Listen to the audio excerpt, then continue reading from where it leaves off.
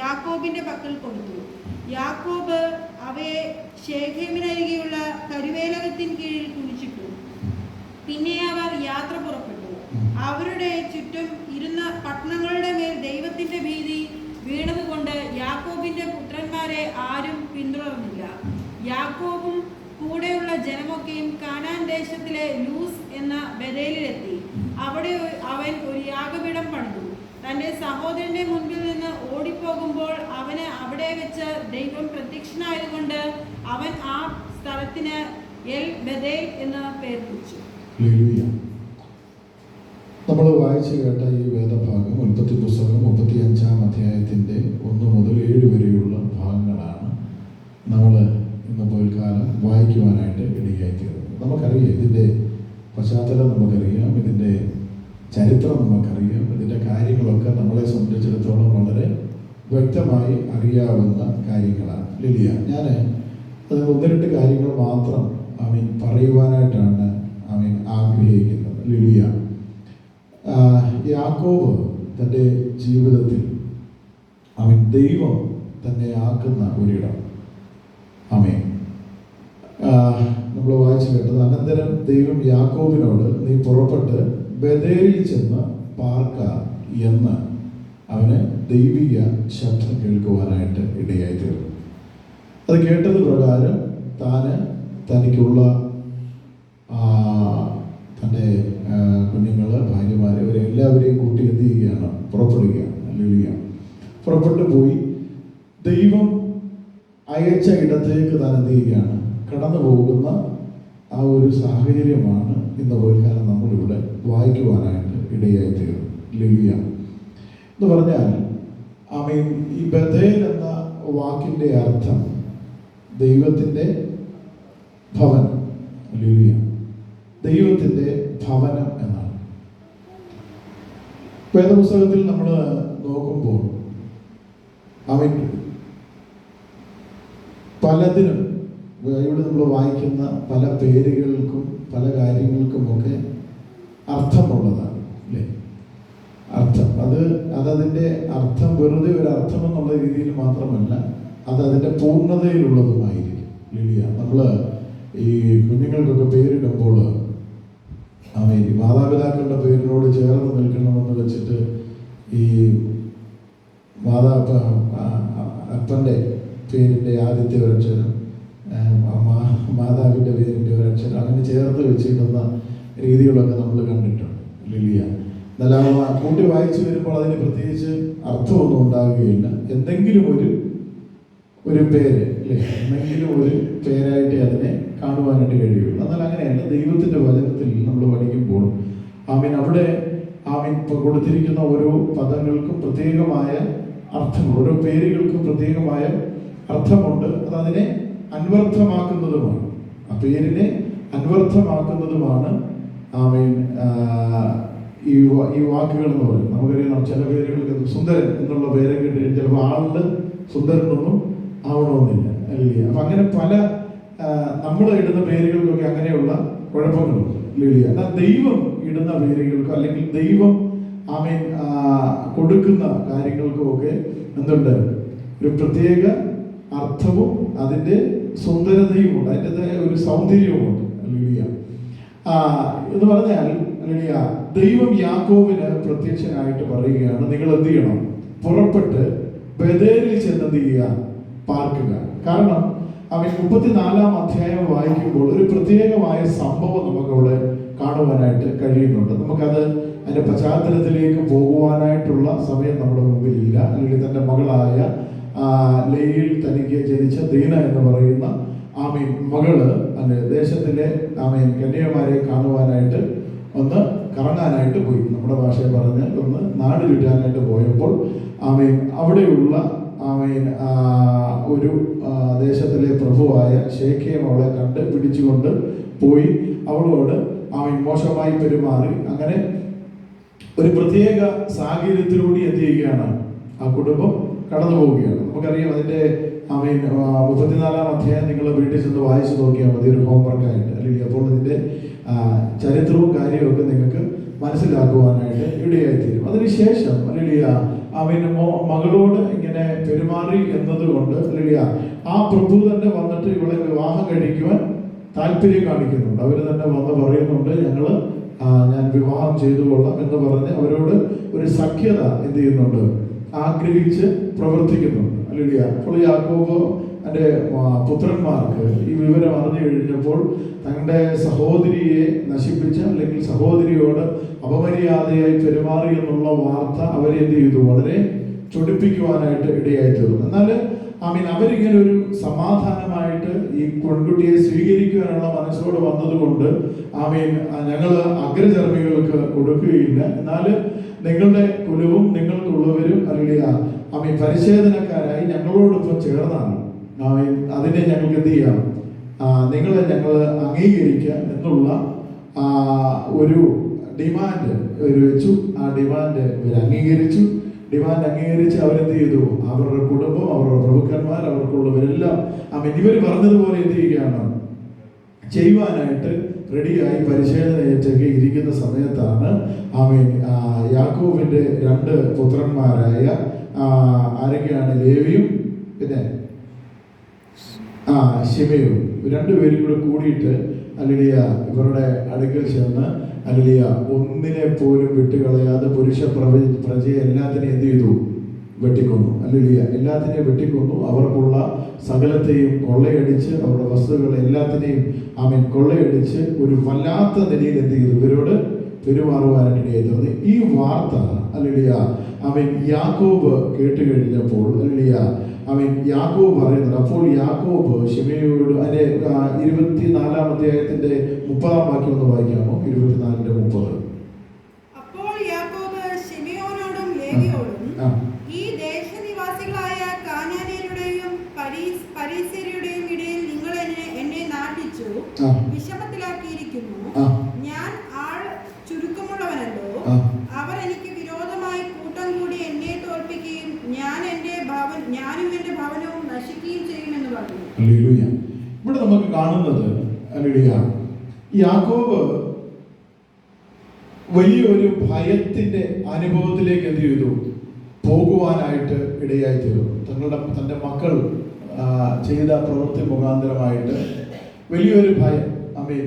നമുക്കറിയാം യാക്കോബ് വളരെ കഷ്ടപ്പെട്ട് വളരെ സങ്കടപ്പെട്ട് പലവിധമായ കഷ്ടങ്ങളിലൂടെയാണ് തൻ്റെ കുടുംബത്തെ എന്ത് ചെയ്തത്, കെട്ടിപ്പടുത്തുകൊണ്ട് വരുന്നത് അല്ലേ? നമുക്കെല്ലാം അതിന്റെ ചരിത്രം അറിയാം. അതിന്റെ പിന്നേക്കുള്ള കാര്യങ്ങൾ നമുക്ക് ഓർമ്മപ്പെടുത്താം. ഹല്ലേലൂയ. അപ്പൊ അങ്ങനെ എല്ലാം ഒന്ന് റെഡിയായി വരുമ്പോഴാണ് ഹല്ലേലൂയ ഈ ദേശത്ത് ഒന്ന് കുറച്ച് സമാധാനമായിട്ട് ഇരിക്കുമ്പോഴാണ് പെട്ടെന്ന് എന്ത് ചെയ്യുന്നത്, ഈ ഒരു സംഭവം അവരുടെ ജീവിതത്തിൽ ഉണ്ടാകുവാനായിട്ട് ഇടയായിത്തീരുന്നത്. ഹല്ലേലൂയ. തന്മുഖാന്തരമായിട്ട് യാക്കോബ് പറയുകയാണ്, നിങ്ങൾ ഈ ദേശത്ത് എനിക്ക് എന്ത് ചെയ്തു, എന്നെ മോശക്കാരനാക്കി, എന്നെ നാട്ടിച്ചു. ഹല്ലേലൂയ.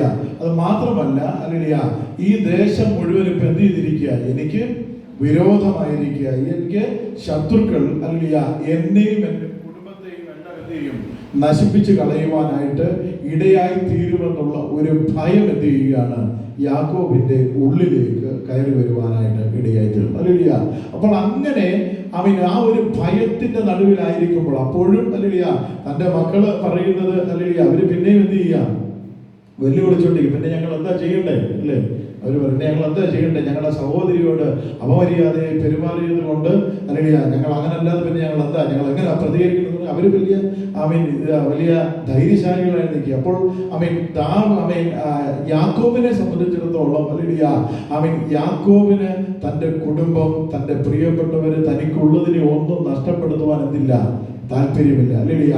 അവരെ സുരക്ഷിതമായിട്ട് നിർത്തണമെന്നുള്ള ആഗ്രഹത്തോടെയാണ് എന്ത് ചെയ്യുന്നത്, യാക്കോബ് ആയിരിക്കുന്നത്. ഹല്ലേലൂയ. ഇങ്ങനെ ഒരു പ്രതിസന്ധിയുടെ നടുവിൽ ഹല്ലേലൂയ ഇങ്ങനെ ഒരു കഷ്ടതയുടെ നടുവിൽ ഹല്ലേലൂയ എന്ത് ചെയ്യണമെന്നറിയാത്ത ഒരു മരണഭീതി എന്ത് ചെയ്യുന്നുണ്ട്, യാക്കോബിനെ ഭരിക്കുന്നുണ്ട്. കാരണം ഹല്ലേലൂയ, അവൻ ഈ ദേശത്തോട് ചെയ്തതിന് പ്രതികാരം ചെയ്യുവാൻ അവൻ ചിലരെന്ത് ചെയ്യും, എഴുന്നേൽക്കുവാനായിട്ട് ഇടയായി തീരും. ഹല്ലേലൂയ, ഇവരെ നശിപ്പിച്ചു കളയുവാൻ, ഇല്ലായ്മ ചെയ്യുവാൻ അവൻ ശത്രു എന്ത് ചെയ്യും, എഴുന്നേൽക്കുവാനായിട്ട് ഇടയായി തീരും എന്നുള്ള ഭയം എന്ത് ചെയ്യുകയാണ്, യാക്കോബിനെ ഭരിക്കുവാനായിട്ട് ഇടയായി തീർന്നു. ഹല്ലേലൂയ, അങ്ങനെ യാക്കോബ് സങ്കടപ്പെട്ടിരിക്കുമ്പോഴാണ് ഹല്ലേലൂയ അവൻ നമ്മൾ വായിച്ച വേദഭാഗത്തിലേക്ക് കടന്നു വരുന്നത്.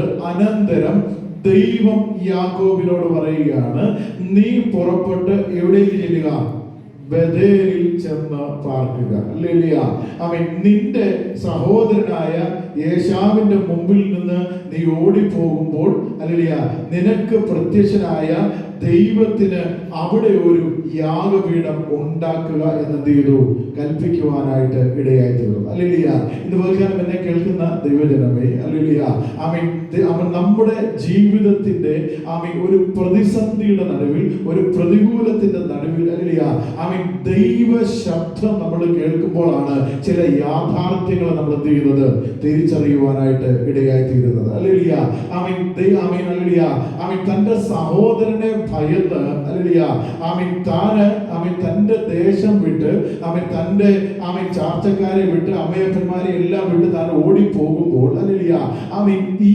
പറയപ്പെടുന്ന ഹല്ലേലൂയ ലൂസ് എന്ന ബഥേലിൽ താൻ എന്ത് ചെയ്തിട്ടുണ്ട്, പാർത്തിട്ടുണ്ട്. ഹല്ലേലൂയ, നമുക്കറിയാം 28-ാം അധ്യായത്തിലേക്ക് നമ്മുടെ ശ്രദ്ധയെ കൊണ്ടുപോയാൽ 28-ാം അധ്യായം, ഉൽപ്പത്തി പുസ്തകം 28-ാം അധ്യായത്തിന്റെ 28-ാം അധ്യായത്തിൽ മുഴുവൻ ഹല്ലേലൂയ അതിന്റെ 19-ാം വാക്യം ഒന്ന് വായിക്കുമോ?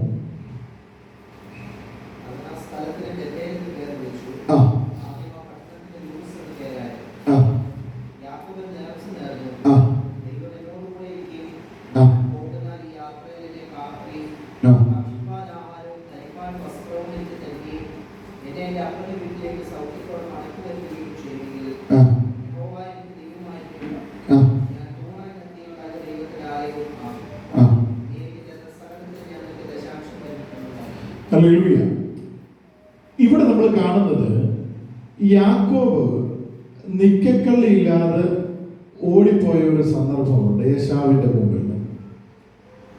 അതെന്താന്ന് ചോദിച്ചാൽ അവൻ അപ്പന്റെ അനുഗ്രഹം ബലമായി എന്ത് ചെയ്തു, പിടിച്ചു വാങ്ങി. അപ്പന്റെ അനുഗ്രഹത്തെ ബലമായിട്ട് പിടിച്ചു വാങ്ങിയ അനുഭവം, അതിനെ കൂട്ടുനിന്നത് മറ്റാരുമല്ല, അമ്മ തന്നെയാണ്. നമുക്കറിയാം ഇതിനെല്ലാം പിന്നിൽ ഓരോ കാര്യങ്ങളുണ്ട്. ഹല്ലേലൂയ, ഒരിക്കലും അമ്മ ഹല്ലേലൂയ, ഞാൻ ഇന്ന് ആ വേദഭാഗം ഇങ്ങനെ വായിച്ചപ്പോൾ ഹല്ലേലൂയ അവൻ എൻ്റെ ഹൃദയത്തിലേക്ക് വന്ന അമ്മയ്ക്ക് ഒരിക്കലും ഈ ഏശാവിനും യാക്കോബും എന്ന് പറഞ്ഞ മക്കൾക്ക് വേർവ്യത്യാസമൊന്നുമില്ല. ഹല്ലേലൂയ, അമ്മമാർക്ക് അങ്ങനെ വേർവ്യത്യാസമൊന്നും ഉണ്ടാകത്തില്ല. ഹല്ലേലൂയ, മക്കളെല്ലാം മക്കള് തന്നെയാണ്. ഹല്ലേലൂയ, എന്നാൽ ഈ അമ്മയ്ക്ക് ഇങ്ങനെ ഒരു തോന്നൽ ഉണ്ടാവാൻ ചില കാര്യങ്ങൾ എന്ത് ചെയ്തിട്ടുണ്ട്, അവിടെയുണ്ട്. ഹല്ലേലൂയ, ചില കാര്യങ്ങൾ അവിടെ ഉണ്ടായിട്ടുണ്ട്. അത് 27-ാം അധ്യായത്തിന്റെ ഹല്ലേലൂയ 46-ാമത്തെ വാക്യം വായിക്കുമ്പോൾ ഹല്ലേലൂയ ആ വാക്യം ഒന്ന് വായിക്കാമോ? പിന്നെ റിബേക്ക ഇസഹാക്കിനോട്, ഈ ഹിത്യസ്ത്രീകൾ നിമിത്തം എൻ്റെ ജീവൻ എനിക്ക് അസഹ്യമായിരിക്കുന്നു. ഈ ദേശക്കാരത്തികളായ ഇവരെ പോലെയുള്ള ഒരു ഹിത്യസ്ത്രീയെ യാക്കോബ് വിവാഹം കഴിച്ചാൽ ഞാൻ എന്തിന് ജീവിക്കുന്നു എന്ന് പറഞ്ഞു. ഹല്ലേലൂയ, അപ്പൊ വീടിനകത്ത് ചില പ്രശ്നങ്ങളൊക്കെ ഉണ്ട്. ചില കാര്യങ്ങൾ ഏശാവ് കല്യാണം കഴിച്ചിരിക്കുന്നത് അവിടെ നിന്നാണ്. ഹല്ലേലൂയ, അപ്പൊ അങ്ങനെയുള്ള ചില പ്രയാസങ്ങൾ എവിടെയുണ്ട്, ഇവരുടെ ജീവിതത്തിൽ ഉണ്ട്. ഹല്ലേലൂയ, അപ്പൊ അങ്ങനെയുള്ള പ്രതികൂലങ്ങളല്ല പ്രയാസങ്ങളുടെ നടുവിലായിരിക്കാം ഒരു പക്ഷേ എന്ത് ചെയ്തിരിക്കുന്നത്, യാക്കോബിനെ ഹല്ലേലൂയ അനുഗ്രഹിക്കുവാൻ അമ്മ കൂട്ടു നിൽക്കാനുള്ള ഒരു കാരണം അതാണ്. ഹല്ലേലൂയ, അപ്പൊ അത് മാത്രമല്ല, അതിന്റെ താഴോട്ട് നമ്മൾ വായിക്കുമ്പോൾ ഹല്ലേലൂയ ഇസ്ഹാക്ക് തന്നെ യാക്കോബിനെ വിളിച്ച് അനുഗ്രഹിച്ച് പറയുന്ന ചില കാര്യങ്ങളുണ്ട്. ഹല്ലേലൂയ, അവനോട് ആജ്ഞാപിച്ച് പറഞ്ഞത്, നീ കനാന്യ സ്ത്രീകളിൽ നിന്നൊരു ഭാര്യ എന്ത് ചെയ്യരുത്, എടുക്കരുത്. നീ എന്ത് ചെയ്യണം, പത്തനാരാമിൽ നിന്റെ അമ്മയുടെ അപ്പനായ ബെഥുവേലിന്റെ വീട്ടിൽ ചെന്ന് നിന്റെ അമ്മയുടെ സഹോദരനായ ലാബാന്റെ പുത്രിമാരിൽ നിന്ന് നിനക്ക് എന്ത് ചെയ്യണം, ഒരു ഭാര്യ എടുക്കണം. Hallelujah, amen hallelujah. അപ്പൊ യാക്കോബിന്റെ ഹൃദയത്തിലെ ആഗ്രഹം എന്ത് തന്നെയാണ്? ഹല്ലേലൂയ, ഈ ജാതികളുടെ ഇടയിലേക്ക് എന്ത് ചെയ്യരുത്? പോകരുത്, അല്ലേ? ജാതികളുടെ ഇടയിലേക്ക് പോകാതെ ഹല്ലേലൂയ തന്റെ ആമേൻ മകൻ ഹല്ലേലൂയ അവരുടെ ആ പാരമ്പര്യത്തിൽ തന്നെ, അല്ലെങ്കിൽ ദൈവികമായ ആ ഒരു പാരമ്പര്യത്തിൽ തന്നെ നിൽക്കണമെന്ന് എന്ത് ചെയ്യുന്നത്? അവരെ ആഗ്രഹിക്കുന്നത്, ഹല്ലേലൂയ. അപ്പോൾ ഈ വാർത്തയും ഒന്ന് ആമേൻ ഏശാവിൽ നിന്നുള്ള ജ്യേഷ്ഠാവകാശവും അവന്റെ ആമേൻ അപ്പൻ നിന്നുള്ള അനുഗ്രഹവും എല്ലാം യാക്കോബ് എന്ത് ചെയ്തു? വാങ്ങിയെടുത്തു, ഹല്ലേലൂയ. അടുത്തത് ഹല്ലേലൂയ ഇവരിൽ നിന്ന് അവൻ അപ്പന്റെയും അമ്മയുടെയും ആശീർവാദത്തോടു കൂടി എന്ത് ചെയ്യുന്നത്? ദേശം വിട്ട് ഇവൻ പോകുവാനായിട്ട് ആഗ്രഹിച്ച് കടന്നു പോകുന്നത്, ഹല്ലേലൂയ. ഈ വാർത്ത ഏശാവ് അറിഞ്ഞപ്പോൾ ഹല്ലേലൂയ ഏശാവ് വിചാരിച്ചു അബ്രഹാമിന്റെ സന്തതിയിൽ നിന്ന് ജനിച്ച എവിടെ നിന്നെങ്കിലും ആമേൻ ഒരു ഭാര്യ എടുത്താൽ അതും എന്തായിത്തീരും? അനുഗ്രഹമാണെന്ന് വിചാരിച്ച് ഏശാവ് ആമേൻ ഇസ്മായേലിന്റെ ഭവനത്തിൽ നിന്ന് ആമേൻ ഒരു വിവാഹം കഴിക്കുന്നതായിട്ട് അവിടെ കാണുവാനായിട്ട് കഴിയുന്നുണ്ട്, ഹല്ലേലൂയ. എന്നാൽ വാഗ്ദത്ത പ്രകാരം ജനിച്ചിടത്ത് മാത്രമേ എന്തുള്ളൂ? ദൈവികമായ അനുഗ്രഹങ്ങൾ ഉണ്ടാകുകയുള്ളൂ, ഹല്ലേലൂയ. ആമേൻ എവിടെങ്കിലും ജനിച്ചു എന്നുള്ളതല്ല, ഹല്ലേലൂയ. വാഗ്ദത്ത പ്രകാരം ജനിച്ചിടത്ത് മാത്രമേ എന്തുണ്ടാകുകയുള്ളൂ? ദൈവികമായ അനുഗ്രഹങ്ങൾ ഉണ്ടാകുവാനായിട്ട് ഇടയായി തീരുകയുള്ളൂ, ഹല്ലേലൂയ. അപ്പൊ ഞാൻ പറഞ്ഞു വന്നത് എന്തെന്ന് ചോദിച്ചാൽ ഹല്ലേലൂയ അതിനുശേഷം താൻ എന്ത് ചെയ്യുകയാണ്? അവിടെ നിന്ന് പുറപ്പെട്ട് ഒരു യാത്ര പുറപ്പെടുകയാണ്. എവിടേക്കാണ്? ഹല്ലേലൂയ ആമേൻ തന്റെ ആമേൻ അമ്മാവിന്റെ ഭവനത്തിലേക്ക് എന്ത് ചെയ്യുക? താൻ പോവുകയാണ്. താൻ അങ്ങനെ യാത്ര ചെയ്ത് പോകുമ്പോഴാണ് ഹല്ലേലൂയ ആമേൻ താന് ഹല്ലേലൂയ ആമേൻ അതിന്റെ 10-ാം വാക്യം മുതൽ വായിച്ചപ്പോൾ 28:10 മുതലുള്ള വാക്യങ്ങൾ വായിക്കുമ്പോൾ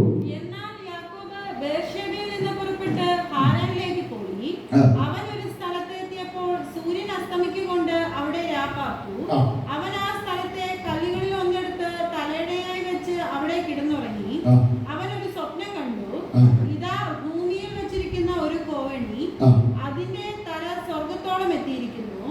ദൈവത്തിന്റെ ദൂതന്മാർ അതിന്മേൽ കൂടി കയറുകയും ഇറങ്ങുകയുമായിരുന്നു. അതിന്മീതെ യഹോവ നിന്ന് അരുളിച്ചെയ്തത്, ഞാൻ നിന്റെ അപ്പനായ അബ്രഹാമിന്റെ ദൈവവും ഇസഹാക്കിന്റെ ദൈവവുമായ യഹോവയാകുന്നു. നീ കിടക്കുന്ന ഭൂമിയെ ഞാൻ നിനക്കും നിന്റെ സന്തതിക്കും തരും. നിന്റെ സന്തതി ഭൂമിയിലെ പൊടി പോലെയാകും. നീ പടിഞ്ഞാറോട്ടും കിഴക്കോട്ടും വടക്കോട്ടും തെക്കോട്ടും പരക്കും. നീ മുഖാന്തരവും നിന്റെ സന്തതി മുഖാന്തരവും ഭൂമിയിലെ സകല വംശങ്ങളും അനുഗ്രഹിക്കപ്പെടും. ഇതാ ഞാൻ നിന്നോട് കൂടിയുണ്ട്. നീ പോകുന്നിടത്തൊക്കെയും നിന്നെ കാത്ത് ഈ രാജ്യത്തേക്ക് നിന്നെ മടക്കി വരുത്തും. ഞാൻ നിന്നെ കൈവിടാതെ നിന്നോട് അരുളിച്ചെയ്തത് നിവർത്തിക്കും. അപ്പോൾ യാക്കോബ് ഉറക്കമുണർന്നു, യഹോവ ഈ സ്ഥലത്തുണ്ട് സത്യം, ഞാനോ അത് അറിഞ്ഞില്ല എന്ന് പറഞ്ഞു. അവൻ ഭയപ്പെട്ടു, ഈ സ്ഥലം എത്ര ഭയങ്കരം! ഇത് ദൈവത്തിന്റെ ആലയമല്ലാതെ മറ്റൊന്നല്ല, ഇത് സ്വർഗത്തിന്റെ വാതിൽ തന്നെ എന്ന് പറഞ്ഞു. യാക്കോബ് അധികാലത്ത് എഴുന്നേറ്റ് തലയിണയായി വെച്ചിരുന്ന കല്ല് എടുത്ത് തൂണായി നിർത്തി അതിന്മേൽ എണ്ണ ഒഴിച്ചു. അവൻ ആ സ്ഥലത്തിന് ബഥേൽ എന്ന പേർ വിളിച്ചു. ആദ്യം ആ പട്ടണത്തിന് ലൂസ് എന്ന പേരായിരുന്നു. എന്ന് പറഞ്ഞാൽ നമുക്ക് ആ ഏകദേശം നിങ്ങൾക്ക് കണക്ഷൻ കിട്ടി ഞാൻ വിചാരിക്കും, ഹല്ലേലൂയ. ഇവിടെ നമ്മൾ കാണുന്നത് ഹല്ലേലൂയ ആമേൻ യാക്കോബ് അവൻ യാത്ര പുറപ്പെട്ട് പോകുമ്പോൾ ഹല്ലേലൂയ ബേർശേബയിൽ നിന്ന് പുറപ്പെട്ട് ഹാരാനിലേക്ക് എന്ത് ചെയ്തു? പോയി. അവൻ ഒരു സ്ഥലത്തെത്തിയപ്പോൾ സൂര്യൻ അസ്തമിക്കുന്നത് കൊണ്ട് അവൻ എന്ത് ചെയ്തു? അവിടെ രാപാർക്കുവാനായിട്ട് ഇടയായി തീർന്നു, ഹല്ലേലൂയ. ആ വീട്ടിൽ വളരെ സുഖ സൗകര്യത്തോട് താമസിച്ച് നല്ല തലവണയൊക്കെ വെച്ച് നന്നായി കിടന്നുറങ്ങിയവൻ അവൻ ഇപ്പോൾ ഈ സ്ഥലത്തെത്തിയപ്പോൾ തനിക്ക് വിശ്രമിക്കുവാനോ തലവെക്കുവാനോ ഒന്നും സ്ഥലമൊന്നും വേണ്ട നിലയിലില്ലാത്തത് കൊണ്ട് ഒരു കല്ലെടുത്ത് വെച്ച് എന്ത് ചെയ്യുക? തലവണയായി വെച്ച് അവൻ സുഖമായി കിടന്നെന്ത് ചെയ്യുന്നു? ഉറങ്ങുന്നു, ഹല്ലേലൂയ. സുഖമായി ഉറങ്ങുമ്പോൾ അവന് ഒരു സ്വപ്നം അല്ലെങ്കിൽ ഒരു ദർശനം എന്ത് ചെയ്തു? കാണുവാനായിട്ട് ഇടയായി തീർന്നു, ഹല്ലേലൂയ. ആമേൻ. ഭൂമി മുതൽ അങ്ങ് ആകാശം വരെ സ്വർഗം വരെ എത്തിയിരിക്കുന്ന ഒരു കോവേണി അവൻ കണ്ടു. ആ കോവേണിയിലൂടെ സ്വർഗീയ ദൂതന്മാർ എന്ത് ചെയ്യുന്നു? കയറുകയും ഇറങ്ങുകയും ഒക്കെ ചെയ്യുന്ന ആമേൻ രീതി ഇതെല്ലാം ഇവൻ എന്ത് ചെയ്യുകയാണ്? അങ്ങനെ കണ്ടുകൊണ്ട് ഇരിക്കുകയാണ്, ഹല്ലേലൂയ. അവിടെ നിന്നൊരു അരുളപ്പാടുമുണ്ടായി, ഞാൻ ആരാണ്? ഹല്ലേലൂയ. ആമേൻ. നിന്റെ ആമേൻ തലമുറകളുടെ ഹല്ലേലൂയ നിന്റെ പിതാക്കന്മാരുടെ ദൈവം ആരുടെയൊക്കെ? യാക്കോബ്, ആമേൻ, ഹല്ലേലൂയ, അബ്രഹാമിന്റെയും ഇസഹാക്കിന്റെയും ദൈവമായ യഹോവയാണ് ഞാനെന്നുള്ള ആ ശബ്ദം എന്ത് ചെയ്തു അവൻ കേൾക്കുവാനായിട്ട് ഇടയായി തീർന്നു. ഹല്ലേലൂയ. എന്നെ ചിന്തിപ്പിച്ച ഒരു കാര്യം കൂടി അതിനകത്തുണ്ട്. ഹല്ലേലൂയ. അവൻ ഹല്ലേലൂയ ഇസഹാക്കിന്റെ ഭവനത്തിലാണ് ആര് വളർന്നത്? യാക്കോബ് വളർന്നിരിക്കുന്നത്. ഹല്ലേലൂയ. ദൈവം ഹല്ലേലൂയ യാക്കോബിനോട് തന്നെ പറയുന്നുണ്ട്, അബ്രഹാമിന്റെയും ഇസഹാക്കിന്റെയും ദൈവമാണ് ഞാനെന്ന്. ഹല്ലേലൂയ. എന്നാൽ യാക്കോബ് ഹല്ലേലൂയ അതിന്റെ ഈ വഴിയാത്രയിൽ എങ്ങും താൻ എവിടെ ഇരുന്ന് പ്രാർത്ഥിച്ചതായിട്ടോ ഹല്ലേലൂയ അല്ലെങ്കിൽ രാത്രിയിൽ താൻ വന്നപ്പോൾ ഹല്ലേലൂയ അല്പസമയം ദൈവസന്നിധി ചിലവഴിച്ചതായിട്ടോ ഒന്നും നമ്മൾ എന്ത് ചെയ്യുന്നില്ല, കാണുന്നില്ല. ഹല്ലേലൂയ. അവൻ എന്ത് ചെയ്യുന്ന പറയുന്നത് സുഖമായി ഉറങ്ങുവാനായിട്ട് ഇടയായി തീർന്നു. ഹല്ലേലൂയ. ഇന്ന് പോൽക്കാലം എന്നെ കേൾക്കുന്ന ദൈവത്തിന്റെ ജനമേ, ഹല്ലേലൂയ, ദൈവസന്നിധിയിൽ നമുക്ക് പ്രാർത്ഥിക്കുവാൻ കഴിയാത്തതിന്റെ എല്ലാം കാരണം ഹല്ലേലൂയ ചില പാപങ്ങൾ നമ്മുടെ ജീവിതത്തിൽ ഉള്ളത് കൊണ്ട്. ഹല്ലേലൂയ. ദൈവത്തിന് ഹിതമല്ലാത്തതൊക്കെ നമ്മുടെ ജീവിതത്തിൽ ഉള്ളത് കൊണ്ട് ചിലപ്പോൾ നമുക്ക് എന്ത് ചെയ്യാൻ കഴിയുകയില്ല, വേണ്ടും വണ്ണം പ്രാർത്ഥിക്കുവാനായിട്ട് കഴിയുകയില്ല. ഹല്ലേലൂയ. ഇവന്റെ ഉള്ളിൽ ഹല്ലേലൂയ ജ്യേഷ്ഠനെയും അപ്പനെയും ഒക്കെ പഠിച്ച ഒരു പാപബോധം എന്ത് ചെയ്യുന്നുണ്ട്, ഒരു കുറ്റബോധം ഇവന്റെ ഉള്ളിലുണ്ട്. ഹല്ലേലൂയ. അത് പിന്നെ ഇവൻ പോകുന്നത് എങ്ങോട്ടാ? ഹല്ലേലൂയ അമ്മാവന്റെ അടുക്കലേക്കുള്ള യാത്ര. ഹല്ലേലൂയ. ഈ വഴിയാത്രയിലൊന്നും അവൻ എന്ത് ചെയ്തിട്ടില്ല, പ്രാർത്ഥിച്ചതായിട്ട് നമുക്ക് കാണുവാനായിട്ട് കഴിയുന്നില്ല. ഹല്ലേലൂയ. എന്നാൽ ഹല്ലേലൂയ അവൻ പ്രാർത്ഥിച്ചില്ല എങ്കിലും ഹല്ലേലൂയ അവനെ കുറിച്ച് ദൈവത്തിനൊരു പദ്ധതി ഉണ്ടായിരുന്നു. ഹല്ലേലൂയ. ദൈവത്തിന് ഒരു ഹിതം അവനെ കുറിച്ച് ഉണ്ടായിരുന്നത് കൊണ്ട് ഹല്ലേലൂയ ദൈവം അവനോട് എന്ത് ചെയ്തു, വ്യക്തമായിട്ട് ഇടപെടുവാനായിട്ട് ഇടയായി തീർന്നു. ഹല്ലേലൂയ. ഹല്ലേലൂയ യാക്കോബ് പറയുന്ന ഒരു പദമുണ്ട്. ഹല്ലേലൂയ യഹോവ ഈ സ്ഥലത്ത് ഉണ്ടായിരുന്നു, ഞാൻ എന്ത് ചെയ്തില്ല, അത് അറിഞ്ഞില്ല. ഹല്ലേലൂയ. ഇതുപോലെ എന്നെ കേൾക്കുന്ന ദൈവജനമേ, ഹല്ലേലൂയ യഹോവ ഈ സ്ഥലത്തുണ്ട്. ഹല്ലേലൂയ. നീ അത് അറിഞ്ഞില്ല എങ്കിൽ അത് യഹോവയുടെ കുഴപ്പമല്ല, അത് നമ്മുടെ കുഴപ്പമാണ്. ഹല്ലേലൂയ. നമ്മുടെയൊക്കെ ജീവിതത്തിൽ ഹല്ലേലൂയ നമ്മൾ ആയിരിക്കുന്ന മേഖലകളിൽ ഹല്ലേലൂയ പലപ്പോഴും നമ്മൾ ചിന്തിക്കണം. ഹല്ലേലൂയ. പലപ്പോഴും നമ്മൾ വിചാരിക്കും, എന്റെ പ്രാർത്ഥന ദൈവം കേട്ടില്ലല്ലോ, അല്ലെങ്കിൽ എന്റെ കഷ്ടത ദൈവം അറിഞ്ഞില്ലല്ലോ ഹല്ലേലൂയ എന്നൊക്കെ നമ്മൾ എന്ത് ചെയ്യും, ഹല്ലേലൂയ കുറ്റപ്പെടുത്തി സംസാരിക്കാറൊക്കെ ഉണ്ട്. ഹല്ലേലൂയ. എന്നാൽ ഹല്ലേലൂയ ഇന്ന് പൽക്കാലം എന്നെ കേൾക്കുന്ന ദൈവത്തിന്റെ ജനമേ, ഹല്ലേലൂയ ദൈവം നിന്റെ പ്രാർത്ഥന കേൾക്കുന്നുണ്ട്, ദൈവം നിന്റെ അവസ്ഥ അറിയുന്നുണ്ട്, എല്ലാ കാര്യങ്ങളുടെ മേലും ദൈവത്തിന്റെ നിയന്ത്രണമുണ്ട്. എന്നാൽ വേണ്ടുമെണ്ണം അത് അറിയുവാൻ കഴിയാത്തത് ആർക്കാ? നിനക്കാണ്. ഹല്ലേലൂയ. നമുക്കാണ് എന്ത് ചെയ്യാൻ കഴിയാത്തത്, അതിനെ തിരിച്ചറിയുവാൻ കഴിയാത്തത്. ഹല്ലേലൂയ. യാക്കോബ് പറയുകയാണ്, ഹല്ലേലൂയ യഹോവ ഈ സ്ഥലത്തുണ്ട് സത്യം, എന്നാൽ ഞാൻ എന്ത് ചെയ്തില്ല, അറിഞ്ഞില്ല. അറിഞ്ഞിരുന്നെങ്കിൽ ഞാൻ ഇങ്ങനെ കിടന്ന് ഉറങ്ങുകയില്ലായിരുന്നു. ഹല്ലേലൂയ. ഞാൻ എന്ത് ചെയ്യുമായിരുന്നു, ഉറങ്ങാതെ ഇരിക്കുമായിരുന്നു അല്ലേ? ഹല്ലേലൂയ. എന്നാൽ ഇന്ന് പോൽക്കാലം എന്നെ കേൾക്കുന്ന ദൈവജനമേ, അവൻ ഉറങ്ങിയതും ദൈവഹിതമാണ്. കാരണം ഹല്ലേലൂയ അതുവരെയും അവൻ കാണാത്ത ഒരു നല്ല സ്വപ്നം അവൻ എന്ത് ചെയ്തു, കാണുവാനായിട്ട് ഇടയായി തീർന്നു. ഹല്ലേലൂയ. അപ്പോഴാണ് അവന് ശരിക്കുള്ളൊരു ദൈവിക ദർശനം എന്ത് ചെയ്തത്, ലഭിക്കുവാനായിട്ട് ഇടയായി തീർന്നത്. ഹല്ലേലൂയ. ഒരു ദൈവിക ദർശനം അവന് ലഭിച്ചു കഴിഞ്ഞപ്പോൾ ഹല്ലേലൂയ അവന്റെ ഉള്ളിൽ ഹല്ലേലൂയ ദൈവത്തിന്റെ പ്രവൃത്തി ആരംഭിക്കുവാനായിട്ട് തുടങ്ങി. ഹല്ലേലൂയ. അവൻ ഹല്ലേലൂയ ആ ദേശത്തിന് ഹല്ലേലൂയ അവൻ തന്നെ ഒരു പേര് കൊടുത്തു. ഹല്ലേലൂയ. ഇത് എന്താണ്? ഇതിന് ലൂസ് അല്ല, ഇത് ബഥേലാണ്, ഇത് ദൈവത്തിന്റെ ഭവനം. ഹല്ലേലൂയ. ഇവിടെ യഹോവയുടെ സാന്നിധ്യമുണ്ട്, ഇവിടെ യഹോവയുള്ളത് കൊണ്ട് ഈ ദേശത്തിന്റെ പേര് ഇനി ബഥേൽ എന്നറിയപ്പെടും. ഹല്ലേലൂയ. അങ്ങനെ ദൈവവും അവനുമായിട്ട് ഒരു ഉടമ്പടി ഉണ്ടാക്കിയ സ്ഥലമാണ് ഏത്? ബഥേൽ. ഹല്ലേലൂയ. അവിടെ ദൈവ സാന്നിധ്യം ഉണ്ടെന്ന് അനുഭവിച്ചറിഞ്ഞ് തിരിച്ചറിഞ്ഞു കഴിഞ്ഞപ്പോൾ ഹല്ലേലൂയ അവൻ പറയുന്ന ഒരു കാര്യമുണ്ട്. അതാണ് നമ്മൾ വായിച്ചത്. ഹല്ലേലൂയ. യാക്കോബ് ഒരു നേർച്ച നേർന്നു. ഹല്ലേലൂയ. ദൈവം എന്നോട് കൂടി ഇരിക്കുകയും ഞാൻ പോകുന്ന ഈ യാത്രയിൽ എന്നെ കാക്കുകയും എനിക്ക് ഭക്ഷിപ്പാൻ ആഹാരവും ധരിപ്പാൻ വസ്ത്രവും എനിക്ക് തരികയും എന്നെ എൻ്റെ അപ്പന്റെ വീട്ടിലേക്ക് സൗഖ്യത്തോടെ മടക്കി വരുത്തുകയും ചെയ്യുമെങ്കിൽ യഹോവ എനിക്ക് ദൈവമായിരിക്കും. ഞാൻ നിർത്തി അല്ലെങ്കിൽ ഞാൻ തൂണായി നിർത്തി ഈ കല്ല് ദൈവത്തിന്റെ ആലയമാകുമെന്ന് ഒരു ഉടമ്പടി എന്ത് ചെയ്തു, അവിടെ വെച്ച് അവൻ ചെയ്യുവാനായിട്ട് ഇടയായി തീർന്നു. ഹല്ലേലൂയ. എന്നാൽ ഹല്ലേലൂയ അതിനുശേഷം യാക്കോബിന്റെ ജീവിതം നമുക്കറിയാം. ഹല്ലേലൂയ. ലാബാന്റെ ഭവനത്തിൽ അനേക വർഷങ്ങൾ അവൻ എന്ത് ചെയ്തു, കഷ്ടപ്പെടുവാനായിട്ട് ഇടയായി തീർന്നു. ഹല്ലേലൂയ. അനേക നാളുകൾ അവനവിടെ കഷ്ടപ്പെട്ടു, പല കാര്യങ്ങൾക്ക് വേണ്ടി അവൻ കഷ്ടപ്പെട്ടു. ഹല്ലേലൂയ. അതിനുശേഷം ഹല്ലേലൂയ അവിടെ നിന്ന് അവൻ എന്ത് ചെയ്യുക, ഹല്ലേലൂയ അപ്പന്റെ ഭവനത്തിലേക്ക് ഒരു മുടക്കി യാത്ര അവനുണ്ടായി. ഹല്ലേലൂയ. അവിടെയൊക്കെ അവനറിയാം, അവിടെയൊക്കെ നമുക്കറിയാം. ഹല്ലേലൂയ അവന്റെ ജീവിതത്തിന് ഒത്തിരി വ്യത്യാസം പ്രയാസം വന്നു. ഹല്ലേലൂയ. അവിടെയൊക്കെ അവന്റെ ജീവിതത്തിൽ എന്ത് ചെയ്തു? ഹല്ലേലൂയ. ഈ പഴയ ഭായി എന്ന പേരൊക്കെ മാറി. ഹല്ലേലൂയ. യാക്കോബ് എന്ന പേരൊക്കെ അങ്ങോട്ട് മാറി. അവനെ ഇസ്രായേൽ എന്ന പേരൊക്കെ ദൈവം അങ്ങോട്ട് കൊടുത്ത് എന്ത് ചെയ്തു? ഹല്ലേലൂയ. അവന്റെ ജീവിതത്തിൽ വലിയ വ്യത്യാസത്തെ ദൈവം എന്ത് ചെയ്തു? വരുത്തുവാനായിട്ട് ഇടയായി തീർന്നു. ഹല്ലേലൂയ. എന്നാൽ ഇപ്പൊ നമ്മൾ ഈ വായിച്ച സന്ദർഭം, ഹല്ലേലൂയ, ആമേൻ, ദൈവവുമായിട്ട് അവൻ ഒരു ഉടമ്പടി വെച്ച ആമേൻ സ്ഥലത്തേക്ക് ദൈവം അവനെ എന്ത് ചെയ്യുകയാണ്? മടക്കി വരുത്തുകയാണ്. ഹല്ലേലൂയ. ജീവിതത്തിൽ വലിയൊരു പ്രതിസന്ധി തനിക്ക് നേരിട്ട് കഴിഞ്ഞപ്പോഴാണ് ദൈവത്തിന്റെ ആമേൻ ഒരു അത്ഭുതകരമാർന്ന ഇടപെടൽ വീണ്ടും താൻ എന്ത് ചെയ്യുകയാണ്? അനുഭവിക്കുവാനായിട്ട് ഇടയായി തീർന്നു. ഹല്ലേലൂയ. ആ ദൈവിക ഇടപെടലുകൾ തന്റെ ജീവിതത്തിൽ ഉണ്ടായി കഴിഞ്ഞപ്പോൾ, ഹല്ലേലൂയ, ദൈവം അരുളി ചെയ്യുകയാണ്, ഹല്ലേലൂയ, നീ നിന്റെ സഹോദരനായ ഏശാവിന്റെ മുമ്പിൽ ഓടിപ്പോകുമ്പോൾ നിനക്ക് പ്രത്യക്ഷനായ ദൈവത്തിന് അവിടെ ഒരു യാഗപീഠം നീ എന്ത് ചെയ്യണം? ഉണ്ടാക്കണം. ഹല്ലേലൂയ. അവിടെ ഒരു യാഗപീഠം ഉണ്ടാക്കുമെന്നും അവിടെ ഒരു ആലയം പണിയുമെന്നും, ഹല്ലേലൂയ, നീയാണ് എന്ത് ചെയ്തത്? ദൈവത്തോട് ഉടമ്പടി ചെയ്തത്. ഹല്ലേലൂയ. ആമേൻ. ഇപ്പോൾ ഹല്ലേലൂയ നിനക്ക് നിക്കക്കള്ളിയില്ലാതെ, ഹല്ലേലൂയ, ഈ ദേശത്ത്, ഹല്ലേലൂയ, നമ്മൾ മേൽ പറഞ്ഞ, ഹല്ലേലൂയ, ആ ദേശത്തിലെ പ്രഭുക്കന്മാരും ആ ദേശത്തിലെ ജനവും നിങ്ങൾക്ക് വിരോധമായി നിങ്ങളെ നശിപ്പിച്ച് കളയുമെന്നുള്ള ഭയപരവശനായിട്ട് നീ ആയിരിക്കുമ്പോൾ, ഹല്ലേലൂയ, ആമേൻ, ദൈവത്തിന്റെ ആത്മാവിനോട് ഇടപെടുകയാണ്. ദൈവശബ്ദം അവനെ കേൾപ്പിക്കുകയാണ്. ഹല്ലേലൂയ.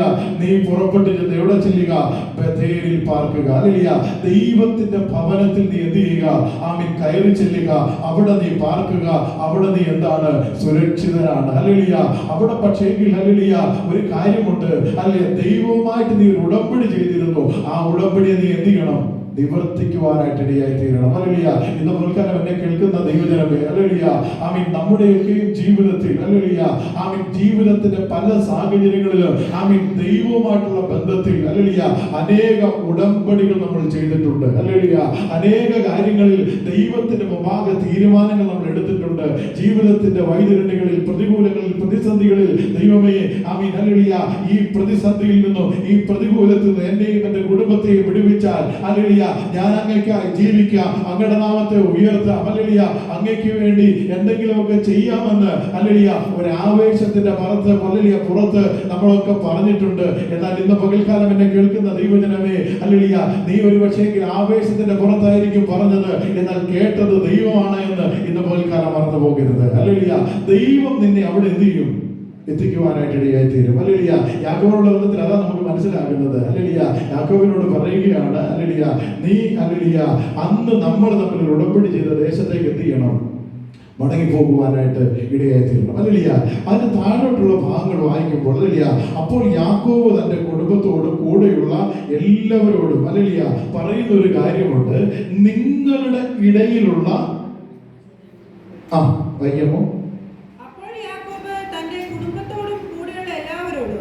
നിങ്ങളുടെ ഇടയിലുള്ള അന്യദേവന്മാരെ നീക്കിക്കളഞ്ഞ് നിങ്ങളെ ശുദ്ധീകരിച്ച് വസ്ത്രം മാറുവിൻ, നാം പുറപ്പെട്ട് ബഥേലിലേക്ക് പോകാം. ഹല്ലേലൂയ. യാക്കോബ് പറയുകയാണ്, നിങ്ങളുടെ ഇടയിൽ ഉള്ള അന്യദേവന്മാരെ എല്ലാം എന്ത് ചെയ്യണം? നീക്കിക്കളയണം. ഹല്ലേലൂയ. അതുപോലെ എന്നെ കേൾക്കുന്ന ദൈവജനമേ, ഹല്ലേലൂയ, അബ്രഹാമിന്റെ സന്തതിയാണ്, ഹല്ലേലൂയ, യാക്കോബിന്റെ സന്തതിയാണ്, ഹല്ലേലൂയ, ഇസഹാക്കിന്റെ സന്തതിയാണ്, ഹല്ലേലൂയ, ആമേൻ. ഇങ്ങനെയുള്ള പാരമ്പര്യമൊക്കെ ഉള്ളപ്പോൾ തന്നെ ഇവരുടെ നടുവിൽ എന്തുണ്ട്? അന്യദൈവന്മാരുണ്ട്. ഹല്ലേലൂയ. ഇവരുടെ നടുവിൽ എന്തുണ്ട്? അന്യ ആരാധനയുണ്ട്. ഹല്ലേലൂയ. അന്യ ആരാധനയുണ്ട്, അന്യ ദേവന്മാരുമുണ്ട്. ഹല്ലേലൂയ. എന്നാൽ ഹല്ലേലൂയ, യഥാർത്ഥമായ ദൈവ സാന്നിധ്യമുള്ള ഇടത്തേക്ക് ദൈവം അവനെ ആനയിച്ചു കഴിഞ്ഞപ്പോൾ, ഹല്ലേലൂയ, ആ ഒരു വെളിപ്പാട്, അവിടേക്കുള്ള ഒരു ആഹ്വാനം അവന് ലഭിച്ചു കഴിഞ്ഞപ്പോൾ അവന് മനസ്സിലായി അവിടെ അന്യ ദൈവങ്ങൾക്ക് എന്തില്ല? സ്ഥാനമില്ല. ഹല്ലേലൂയ. നിങ്ങളുടെ ആരെങ്കിലും ഇടയിൽ അങ്ങനെ ഒരു കാര്യമുണ്ടെങ്കിൽ നിങ്ങൾ എന്ത് ചെയ്യണം? അതിനെ നീക്കിക്കളയണം. ഹല്ലേലൂയ. നാം പോകുന്നത് എവിടേക്കാ? ഹല്ലേലൂയ, യഥാർത്ഥമായ ജീവനുള്ള ദൈവത്തിന്റെ ആലയത്തിലേക്ക്, ദൈവ സാന്നിധ്യമുള്ളിടത്തേക്കാ നാം ഇപ്പോൾ പോകുന്നത്. അതുകൊണ്ട് ഹല്ലേലൂയ, ദൈവത്തിന് വിരോധമായ എന്തെങ്കിലും നിങ്ങളുടെ ജീവിതത്തിൽ ഉണ്ട് എങ്കിൽ അതിനെ എല്ലാം എന്ത് ചെയ്യണം? മാറ്റിക്കളയണമെന്ന് തന്റെ കുടുംബത്തോട് തന്നെ എന്ത് ചെയ്തു? ആഹ്വാനം ചെയ്യുവാനായിട്ട് ഇടയായി തീർന്നു. ഹല്ലേലൂയ. അവിടെ നമ്മൾ വായിക്കുന്നത്, അവർക്കുണ്ടായിരുന്ന സകല, അവരുടെ കാതയിലും കയ്യിലും ഒക്കെയുള്ള ഉണക്കുകളും എല്ലാം എന്ത് ചെയ്തു? അവര് എടുത്തു. ഹല്ലേലൂയ. അതിനെല്ലാം എന്ത് ചെയ്തു എന്നാ പറഞ്ഞത്? ഹല്ലേലൂയ. ഒരു കരുവേലകത്തിന്റെ കുഴിൽ അതിനെ കീഴിക്കൊണ്ട് എന്ത് ചെയ്തു? കുഴിച്ചിടുവാനായിട്ട് ഇടയായി തീർന്നു. ഹല്ലേലൂയ. എന്ന് പറഞ്ഞാൽ ഹല്ലേലൂയ, ആമേൻ, ദൈവം അരുളി ചെയ്ത ഇടത്തേക്ക്, ആമേൻ, ദൈവം വാഗ്ദത്തം ചെയ്ത ഇടത്തേക്ക്, ദൈവ സാന്നിധ്യം ഉള്ളിടത്തേക്ക്, ഹല്ലേലൂയ, ആമേൻ, അന്യ ദേവന്മാരെയോ ഹല്ലേലൂയ, ആമേൻ, ദൈവത്തിന്റെ സാന്നിധ്യത്തിന്റെ തടസ്സമായ എന്തെങ്കിലും ഉണ്ടെങ്കിൽ അതിനെല്ലാം എന്ത് ചെയ്യണം? മാറ്റുവാനായിട്ട് ഇടയായി തീരണം. ഹല്ലേലൂയ. ഒരു ശുദ്ധീകരണത്തോടു കൂടി വേണം നീ എന്ത് ചെയ്യുവാൻ? ആ ദേശത്തേക്ക് കടന്നു പോകുവാൻ. അവിടെയാണ് ആമേൻ ദൈവവും നീയുമായിട്ടുള്ള ഉടമ്പടി ഉള്ളത്. ഹല്ലേലൂയ. അവിടെയാണ് നീ എന്ത് ചെയ്യുന്നത്? യാഗപീഠം പണിയുവാൻ പോകുന്നത്. അവിടെയാണ് നീ ദൈവത്തിന്റെ ആലയം പണിയുവാനായിട്ട് പോകുന്നത്. അതുകൊണ്ട് ഹല്ലേലൂയ, നിന്റെ ജീവിതത്തിലുള്ള വേണ്ടാത്ത കാര്യങ്ങളെല്ലാം നീ എന്ത് ചെയ്യണം? ഉപേക്ഷിച്ചിട്ട് വേണം അവിടേക്ക് പുറപ്പെടുവാനായിട്ട്. ഹല്ലേലൂയ. ഇന്ന് പകൽക്കാലം എന്നെ കേൾക്കുന്ന ദൈവത്തിന്റെ ജനമേ, ഹല്ലേലൂയ, തുടർന്നുള്ള ഭാഗങ്ങൾ വായിക്കുമ്പോൾ നമുക്ക് അറിയാം. ഹല്ലേലൂയ. ആമേൻ. ഹല്ലേലൂയ. ആമേൻ. ഹല്ലേലൂയ. പുതിയ നിയമത്തിന്റെ വെളിച്ചത്തിൽ നമ്മൾ അതിനെ മനസ്സിലാക്കിയാൽ ഹല്ലേലൂയ, ആമേൻ, ആ കോവേണി എന്ന് പറയുന്നത് ആമേൻ നമ്മുടെ കർത്താവിന്റെ ക്രൂശാണ്. ഹല്ലേലൂയ. ആ കോവേണി എന്ന് പറയുന്നത് നമ്മുടെ ദൈവത്തിന്റെ ക്രൂശാണ്. ഹല്ലേലൂയ. ആമേൻ. സ്വർഗ്ഗത്തിൽ നിന്ന് ഭൂമിയെ ആമേൻ ബന്ധിപ്പിക്കുന്ന ഹല്ലേലൂയ ആ കോവേണി എന്ന് പറയുന്നത് ഹല്ലേലൂയ കർത്താവിന്റെ ക്രൂശാണ്. ഹല്ലേലൂയ. അതിലൂടെ മാത്രമേ എന്ത് ചെയ്യാൻ കഴിയുകയുള്ളൂ? ഹല്ലേലൂയ, അവിടേക്ക് പ്രവേശനം ലഭിക്കുവാനായിട്ട് കഴിയുകയുള്ളൂ. ഹല്ലേലൂയ. ആമേൻ. യാക്കോബിന് അത് അങ്ങനെ ഒരു ദർശനമായിരുന്നുവെങ്കിൽ, ഹല്ലേലൂയ, യാക്കോബിന് ഹല്ലേലൂയ സ്വർഗ്ഗം തുറന്നിരിക്കുന്നത് അവൻ കണ്ടിരുന്നുവെങ്കിൽ അവിടെ ഒരു വാതിലൂടെ അവൻ എന്ത് ചെയ്തു? കാണുവാനായിട്ട് ഇടയായി തീർന്നു. ഹല്ലേലൂയ. കർത്താവ് പറയുന്നു, ഞാൻ വാതിലാകുന്നു, എന്നിലൂടെ അല്ലാതെ ആരും എന്ത് ചെയ്യുകയില്ല, അവിടേക്ക് പ്രവേശിക്കുകയില്ല. ഹല്ലേലൂയ. പുതിയ നിയമത്തിന്റെ വെളിച്ചത്തിൽ മനസ്സിലാക്കണമേ ദൈവത്തിന്റെ ജനമേ. ഹല്ലേലൂയ. ആ മഹത്വകരമായ പ്രവേശനം ദൈവം നമുക്ക് വേണ്ടി എന്ത് ചെയ്തിരിക്കുക? ഒരുക്കിയിരിക്കുക. ഹല്ലേലൂയ. ആമേൻ. ദൈവത്തിന്റെ വാതിൽ നമുക്ക് വേണ്ടി തുറന്നിരിക്കുക. ഹല്ലേലൂയ. ആമേൻ. നാം അവിടെ എന്ത് ചെയ്യും? പ്രവേശിക്കുവാനായിട്ട് ഇടയായി തീരും. കൃപയാൽ ഹല്ലേലൂയ ആ ക്രൂശിലൂടെ നമുക്ക് ആ ദിവ്യ ദർശനം ദൈവം എന്ത് ചെയ്തു? നൽകുവാനായിട്ട് ഇടയായി തീർന്നു. ഹല്ലേലൂയ. തൻ മുഖാന്തരമാണ് ഹല്ലേലൂയ നമ്മൾ ഈ വാഗ്ദത്തത്തിലേക്ക് എന്ത് ചെയ്തത്? പ്രവേശിക്കുവാനായിട്ട് ഇടയായി തീർന്നത്. ഹല്ലേലൂയ. തൻ മുഖാന്തരമാണ് ഹല്ലേലൂയ നമ്മൾ ഹല്ലേലൂയ ഈ ഭാഗത്തേക്ക് എന്ത് ചെയ്തത്? കടന്നു വരുവാനിടയായി തീർന്നത്. ദൈവത്തിന്റെ ജനമായി നമ്മൾ മാറുവാനിടയായി തീർന്നത്. ദൈവത്തിന് ആമീൻ യാഗം അർപ്പിക്കുന്നവരെ നമ്മൾ തീർന്നത്. ദൈവത്തിന്റെ ആമീൻ വാസം ചെയ്യുന്നവരായി നാം മാറിയത്. ഹല്ലേലൂയ. ആ കോവേണിയായ ക്രിസ്തുവിലൂടെ നമ്മൾ രക്ഷയുടെ അനുഭവത്തിലേക്ക് കടന്നു വന്നത് കൊണ്ടാണ്. ഹല്ലേലൂയ. ഇന്ന് പകൽക്കാലം എന്നെ കേൾക്കുന്ന ദൈവജനമേ, ഹല്ലേലൂയ, ആമീൻ, അബ്രഹാമിന്റെയും ഇസ്ഹാക്കിന്റെയും ആമീൻ ദൈവമായവൻ, ഹല്ലേലൂയ, യാക്കോബിന്റെ ദൈവമായവൻ, ഹല്ലേലൂയ, എന്റെയും നിന്റെയും ദൈവമായത് ആമീൻ കർത്താവായ യേശു ക്രിസ്തുവിലൂടെയാണ്. ഹല്ലേലൂയ. അവൻ നമുക്ക് വേണ്ടി നൽകിയ ആ മഹത്വകരമായ രക്ഷയിലൂടെയാണെന്നുള്ള ആ ഒരു ബോധ്യം എന്ത് ചെയ്യണം? നമ്മളെ ഭരിക്കുവാനായിട്ട് ഇടയായി തീരണം. ഹല്ലേലൂയ. ആ ബോധ്യം നമ്മുടെ ഉള്ളിൽ ഉണ്ടെങ്കിൽ ഹല്ലേലൂയ യാതൊരു വിധമായ അന്യ ദൈവവും എന്ത് ചെയ്യുകയില്ല? നമ്മുടെ ഇടയിൽ കടന്നു വരികയില്ല. ഹല്ലേലൂയ. യാതൊരു വിധമായ ആമേൻ ഹല്ലേലൂയ മ്ലേച്ഛതകളും നമ്മുടെ ഉള്ളിൽ കടന്നു വരികയില്ല. ആമേൻ. യാതൊരു വിധമായ ആമേൻ അനീതിയും നമ്മുടെ ജീവിതത്തിൽ കടന്നു വരികയില്ല. ഹല്ലേലൂയ. ദൈവം നമ്മോട് കൂടെയുണ്ട് എന്നുള്ള ആ ഒരു ബോധ്യം എന്ത് ചെയ്യണം? നമ്മളെ ഭരിക്കുവാനായിട്ട് ഇടയായി തീരണം. ഹല്ലേലൂയ. യാക്കോബിനോട് പറയുകയാണ്, ഹല്ലേലൂയ, നീ പുറപ്പെട്ട് ബേഥേലിൽ ചെന്ന് പാർക്ക. ഹല്ലേലൂയ. ഇന്ന് പകൽക്കാലം എന്നെ കേൾക്കുന്ന ദൈവജനമേ, ഹല്ലേലൂയ, ഈ ബേഥേലിൽ പാർക്കുവാൻ അവൻ കടന്നു ചെല്ലുമ്പോൾ ഒരു പൂർണ്ണമായ ശുദ്ധീകരണത്തോടെ അവനോട് കടന്നു ചെല്ലുന്നു. അല്ലെങ്കിൽ കുടുംബമായിട്ട് അവർ ചെന്ന് ആമേൻ ദൈവത്തിന് അർപ്പിക്കേണ്ടത് യാഗം അർപ്പിച്ച് ആമേൻ ദൈവത്തിനോടുള്ള ബന്ധത്തിൽ എന്തെല്ലാമാണോ ചെയ്യുവാൻ ആഗ്രഹിച്ചത് അതിനെയെല്ലാം അവൻ എന്ത് ചെയ്തു? ചെയ്യുവാനായിട്ട് ഇടയായി തീർന്നുവെങ്കിൽ ഇന്ന് പകൽക്കാലം എന്നെ കേൾക്കുന്ന ദൈവജനമേ, ആമീൻ, നമ്മുടെയും ജീവിതത്തിൽ ആമീൻ ദൈവവുമായിട്ടുള്ള ബന്ധത്തിൽ ആമീൻ എന്തെല്ലാം കാര്യങ്ങൾ ക്രമപ്പെടുത്തണമോ, എന്തെല്ലാം കാര്യങ്ങൾക്ക് മാറ്റം വരുത്തണമോ, ഹല്ലേലൂയ, എങ്ങനെയൊക്കെ നാം ആയിരിക്കണമോ സ്വയം ഒന്ന് ശോധന ചെയ്തു